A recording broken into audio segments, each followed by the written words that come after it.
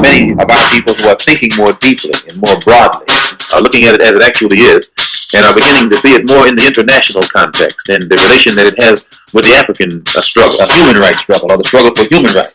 And as such, we can then take it into the United Nations and bring about the freedom of these people by any means necessary. On May 25th, 2020, my brother was tortured and murdered by 4 police officers in Minneapolis, Minnesota, in the United States.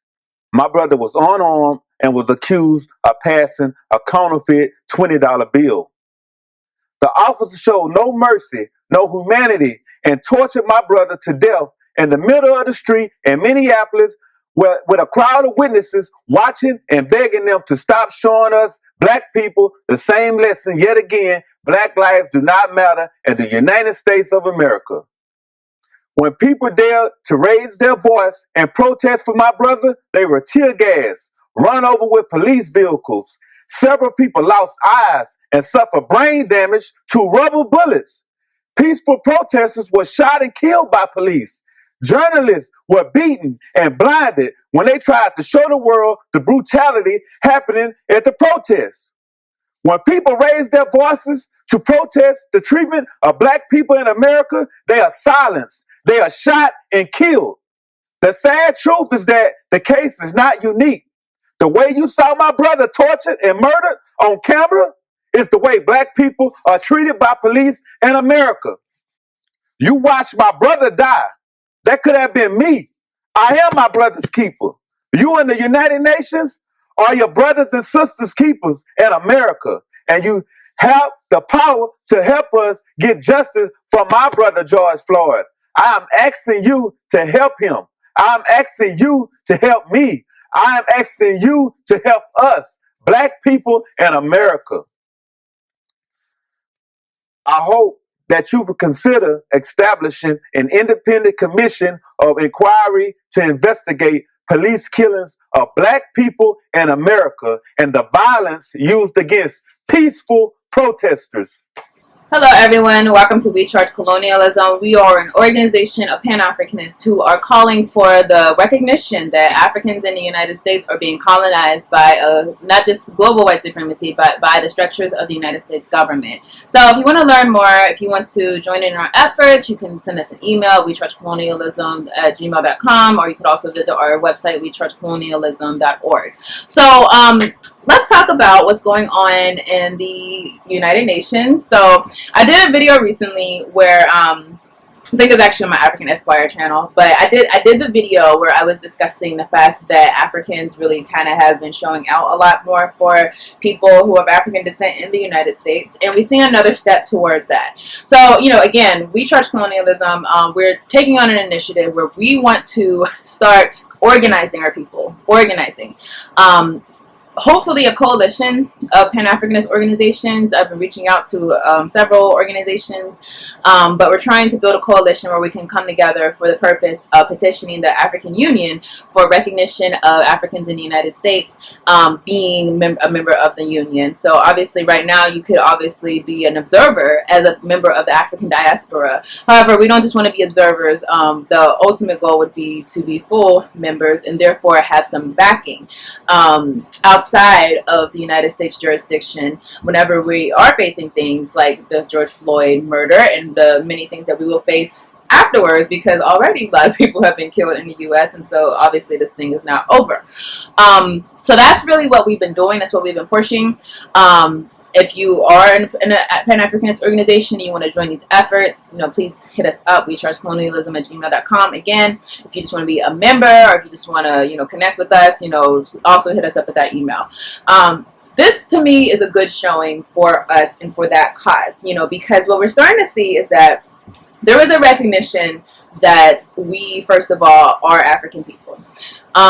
And you can see this in the fact that the whole reason why this issue of police brutality was brought to the United Nations was because of 54 African countries backing a petition from George Floyd's family to actually be able to debate the issue of police brutality. Again, 54 African countries were the ones who pushed this initiative, and because of that, there were some debates today.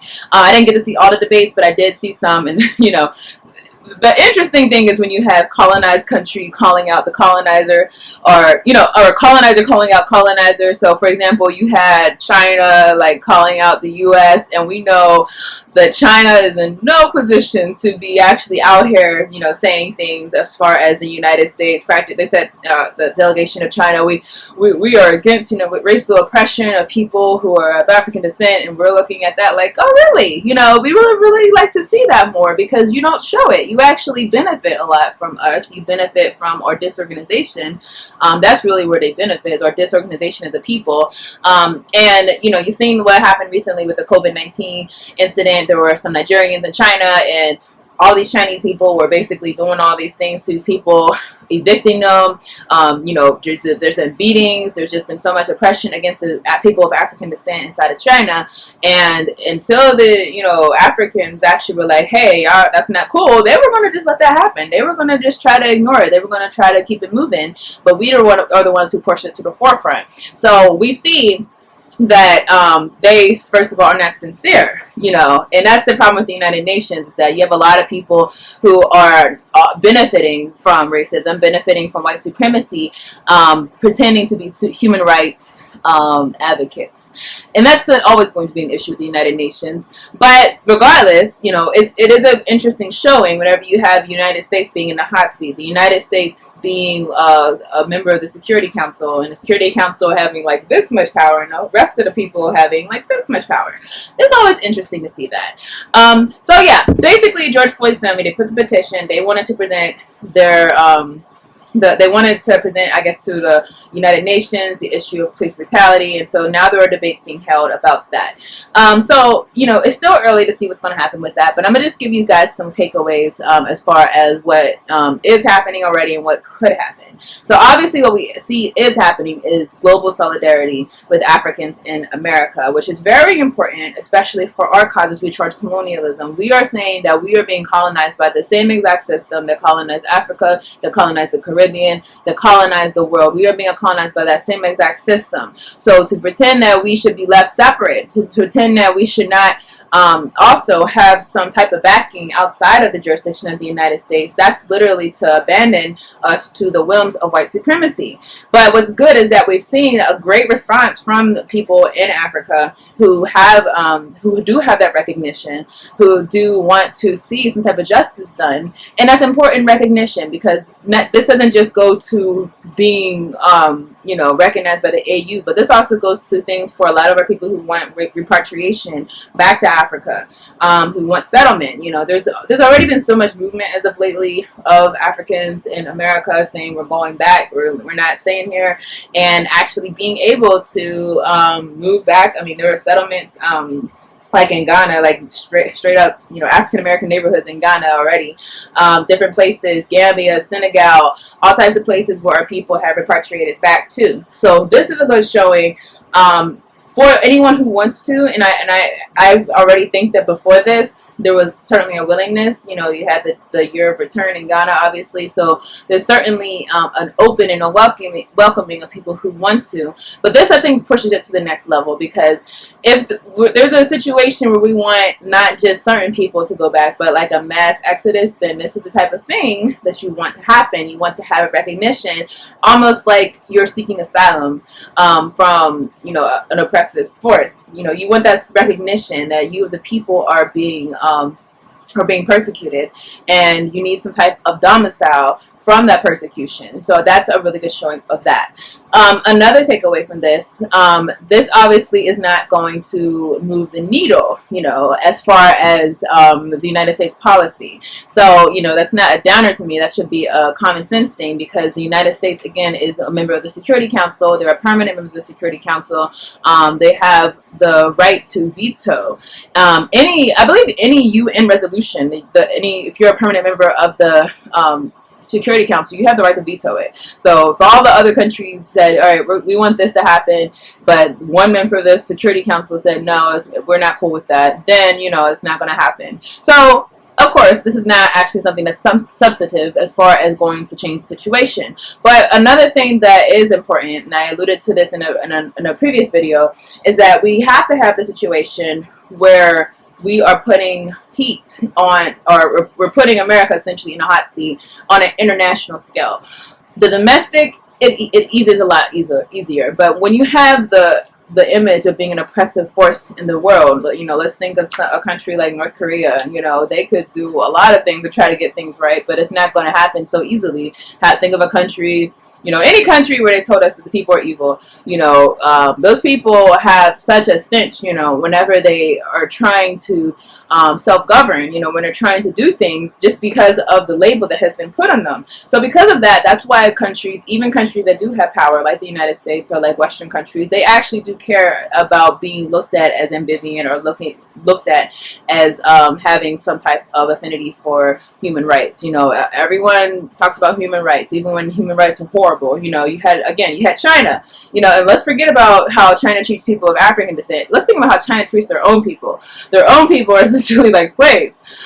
So that to me is a showing that obviously a lot of hypocrisy is going on, and because of that, we know that the power dynamics in the UN are in such a way that we are not going to be able to shift things by debating in the UN. So that brings me to the conclusion, though, if we can't shift things in that type of way, how do we shift things? I truly believe that we shift things as a people by building our coalition with Africa, building our relationship with Africa. And even though Africa is certainly far from perfect, certainly still colonized, there's enough people who have a recognition of what it is to be African, what it is to be black, what it is to be oppressed by white supremacy. There's enough people to have that recognition to drive a force, I believe, that would be corrective of the United States policies. It would be corrective of other Western policies. But that's not going to happen if we're only thinking of things as a people who are isolated, of a people who are without allies, of people who are without people who we can go to whenever we are in need. If that's our belief, if that's who we think we are,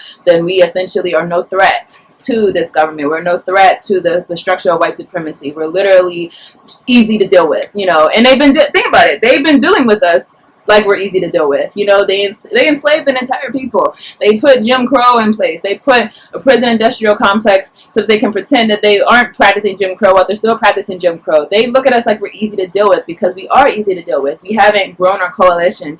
I think it's very important for us to realize something came out recently about people in the UK, our African brothers and sisters over there. They're facing literally like the same prison industrial complex over there. Now you hear all these people talking about how Europe is so free, how Europe is not racist, and yet here we are, every single place in the world where we go, we're being treated the same way. So how effective do you think that population of Africans would be advocating for their freedom in the UK by themselves?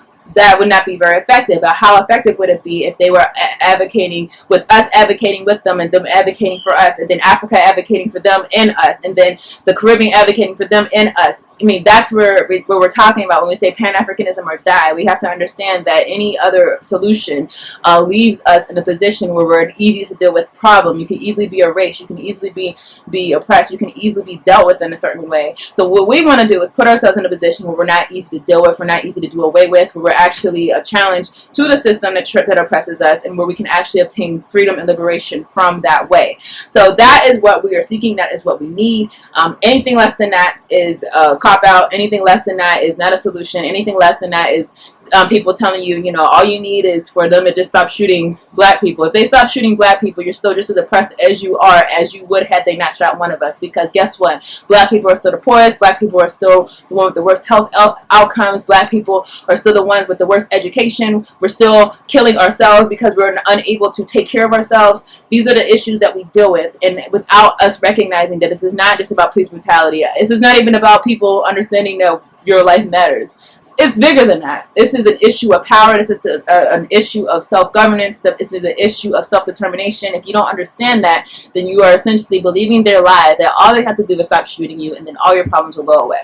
So that's what I have to say about that. We have to keep pushing. We have to keep talking. I really am hoping, not just through this coalition that we're trying to form, but just in different spheres, that we're continuing our relationship with Africa more now than ever. Like, it's ironic because the ADOS thing popped up about 2 or 3 years ago, but more now than ever, after that, you just see African global solidarity so much stronger and getting stronger and stronger and stronger. That's what we want to see. That's what we have to push for, and we're going to get that by continuing to let our voices be heard, and also connecting with our brothers and sisters and recognizing that we face a common enemy, we face a common struggle. So that's all I have about this, you guys. What are your thoughts? What are your thoughts on what's happening with the United Nations? What do you think we can get from it? What can we gain from it? That's all I have, you guys. I will see you in the next video.